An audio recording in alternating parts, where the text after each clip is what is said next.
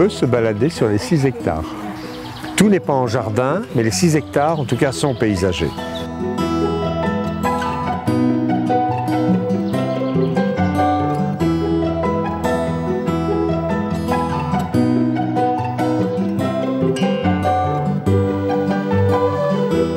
Ce que j'aime, ce sont les surprises dans un jardin. Mais j'accorde une grande importance à ce qu'il y ait toujours un fil conducteur. Je me consacrais aux bijoux anciens. Et donc, quand j'ai décidé de cesser mes activités, je me suis complètement investi dans le jardinage. Ce qu'il faut déjà dire au départ, c'est que ce jardin n'a pas du tout été créé pour être ouvert à la visite. C'était un jardin d'égoïstes, c'était pour nous. Mais lorsqu'on est passionné, il y a un besoin de rencontre, un besoin d'échange. Et nous avons eu peu à peu des demandes de visite qui se faisaient d'une manière très confidentielle, qui ne sont pas, contrairement à ce que beaucoup de personnes pourraient imaginer, un intérêt financier, loin de là, mais un intérêt d'échange, d'expérience absolument primordial et très très intéressant. Nos visiteurs nous apprennent des choses. Je ne sais pas si nous leur apprenons des choses, mais eux nous apprennent en tout cas des choses. Nous avons un jardinier à l'année et un aide-jardinier. Et nous-mêmes, avec Guy, avec lequel nous consacrons une grande part de notre temps, au suivi et à l'entretien de ce jardin. Nous avons, on peut dire, travaillé avec 3 idées principales. On a travaillé sur l'ouïe, la vue et l'odorat. La vue en créant, comme je vous le disais, des perspectives. L'ouïe en implantant de nombreux points d'eau parce que nous pensons que le bruit d'eau dans un jardin est primordial. Il amène beaucoup de vie, de fraîcheur, de calme, de poésie et naturellement sur la vue, c'est-à-dire les couleurs. Et dans ce jardin, les 3 couleurs maîtresses avec lesquelles nous avons travaillé sont le jaune, le rose et le bleu. Donc c'est l'entrée de la cour, l'entrée pavée de la cour intérieure. Nous voulons toujours un petit bruit d'eau pour animer cette cour intérieure. Et autour, comme plantes, les plantes bleues sont des népetas. Les roses, un vieux rosier orléanais, Maman Turba. Et dans pas très longtemps, les boutons sont là. Nous allons avoir des émeraucales jaunes qui vont s'ouvrir. Et puis ce rosier que j'adore, le Mermaid. Avec des épines terribles. Quand on le taille, il se défend magnifiquement. Il faut vraiment s'armer. Ceci est le passage quand on vient de la cour pour aller dans les jardins, et c'est le Apple Blossom, qui est un rosier liane absolument fantastique. Alors en fait, on entre dans le jardin du faune par cette petite roseraie sur poteau, qui est encadrée de lavande, et son nom vient tout simplement de cette petite statue que nous avons installée en fond de perspective. Et comme vous le remarquez, nous l'avons ceinturée de édifs taillés entre pierres. Pourquoi?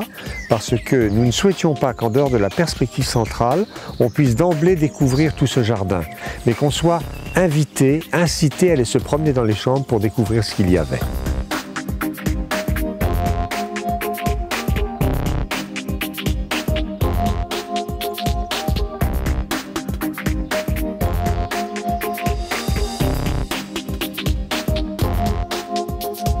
Nous avons planté de façon à avoir des successions de floraisons tout au long de la saison. On essaie d'éviter les creux de floraison. Par exemple, cet arbre-ci, qui est un clérodendron trichotonum, a l'avantage de fleurir à une époque qui n'est pas la plus fastueuse pour les floraisons, qui est le mois d'août. Il va fleurir au mois d'août en grand plateau de fleurs qui diffuse un parfum de jasmin absolument superbe. C'est très très intéressant. L'albicia aussi, qui ne va pas tarder à fleurir, on voit déjà les boutons, qui va se couvrir de fleurs de soie, d'où son nom, l'arbre à soie, et qui elle aussi diffuse. C'est pas vraiment un parfum qui se répand dans le jardin, mais quand on passe sous les frondaisons de l'arbre, on a comme ça quelques effluves de ce parfum très doux, un peu mielleux, qui est très très intéressant. J'adore cette plante-là, cela fera sourire peut-être beaucoup de personnes. C'est un Kyrengeshoma palmata. Regardez la beauté de ses feuilles, avec ses tiges foncées, et dans pas très très longtemps, là les boutons sont là, nous allons avoir des fleurs tubulaires, jaune ivoire, qui sont vraiment très très agréables. Et la plante garde toujours une certaine élégance. Là, nous sommes dans le jardin de l'homme de paix. Tous les ans, nous prêtons notre jardin à un jeune artiste, un jeune sculpteur, pour le faire connaître. Et une année, nous avions prêté le jardin à Jean-Pierre Renard, et qui exposait des sculptures très intéressantes, dont une qui nous avait beaucoup plu, qui est celle-ci, qu'il avait appelée l'homme de paix. Alors nous l'avons acquise. Elle a donné le nom à ces 3 plates-bandes, avec ce magnifique au centre, ce magnifique massif de rosiers anciens. C'est un Ghislaine de Féligonde, mais qui a une taille spéciale. On l'a formé d'une manière particulière pour obtenir ce dôme. Nous nous dirigeons vers le jardin d'eau à l'italienne. Car en fait, si vous voulez, de cette époque où c'était une maison forte, restaient de chaque côté du manoir 2 vestiges d'anciennes douves. C'est parce qu'en fait, l'architecture du manoir est de la fin du XVIIe et qu'à cette époque-là, on crée des jardins à l'italienne en France. Donc nous avons voulu recréer un jardin à l'italienne, c'est-à-dire une succession de bassins qui se déversent les uns dans les autres et avec sur les côtés des plantes qui aiment bien les lieux humides. Là, en ce moment, vous avez les très beaux thalictromes qui sont en fleurs. C'est la variété Rochebrunianum, une de nos préférées. Et puis il y a un peu de tout, il y a des iris bien sûr, des eucheras, des hostas dans différentes variétés, des astilbes.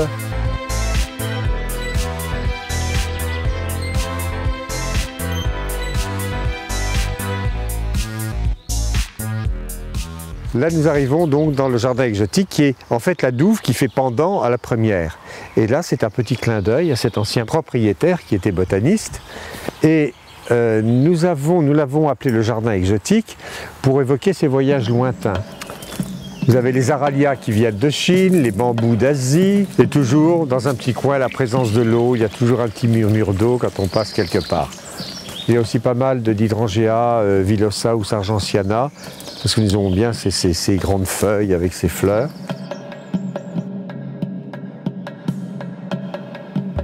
Et là, au niveau de la serre, qui a été, comment dirais-je, adossée par ce botaniste aussi, qui n'a rien d'extraordinaire en elle-même, elle est charmante simplement, mais elle nous est très utile parce que je vous ai dit qu'on ne semait pas, on n'avait pas le temps, mais en revanche, nous faisons beaucoup de divisions et de boutures.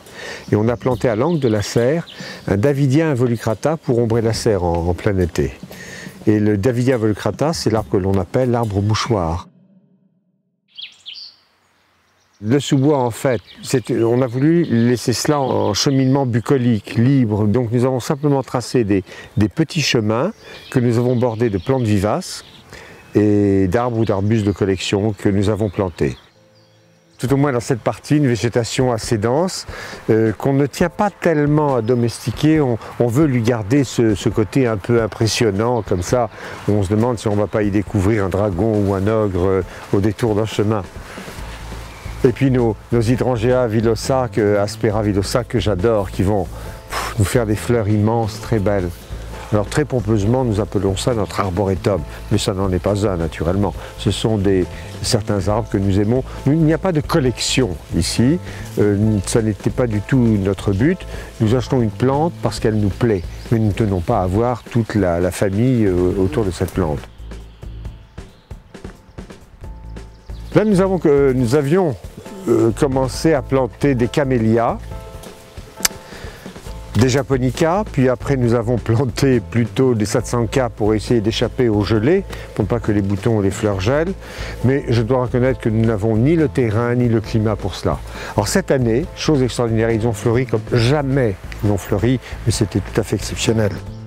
Donc nous avons préféré travailler avec des serres du Japon qui nous amènent, parce que d'abord nous aimons le feuillage, la découpe du feuillage est très intéressante et vous avez de très belles couleurs, très tendres au printemps, très délicates, des couleurs aquarellées et à l'automne c'est une explosion absolument fantastique. Au niveau des couleurs, nous sommes dans la période la moins intéressante, on va dire. Mais dans pas très longtemps, les couleurs vont commencer déjà à évoluer puis à l'automne ça va être une merveille. Là, nous arrivons dans le jardin du Puy. Nous avons une belle variété de magnolias à grandes feuilles qui fleurit en été, et des fleurs jaunes. Et puis c'est cet arbuste que j'adore, qui est un cornus, qui est le cornus cousa, Satomi. Alors c'est amusant parce que la fleur naît blanche, et ensuite elle devient rosée. Alors nous avons imaginé en récupérant ces deux statues qui étaient sur la propriété, mais à des endroits différents. Nous les avons placées l'une en face de l'autre, comme elles avaient toutes les deux le même thème, un thème athlétique, le disco-ball et Samson, le gladiateur. Et il nous en manquait une troisième pour former un point de fuite. Alors nous avons planté ces arbres qui sont les sorbiers du Tibet, ces arbres à feuillage argenté, et qui ont naturellement ce port fastigié. Ce qui fait que ça fait un peu, si vous voulez, comme le fléau d'une balance verticale, avec les deux plateaux, les deux statues, ça rééquilibrait le tout.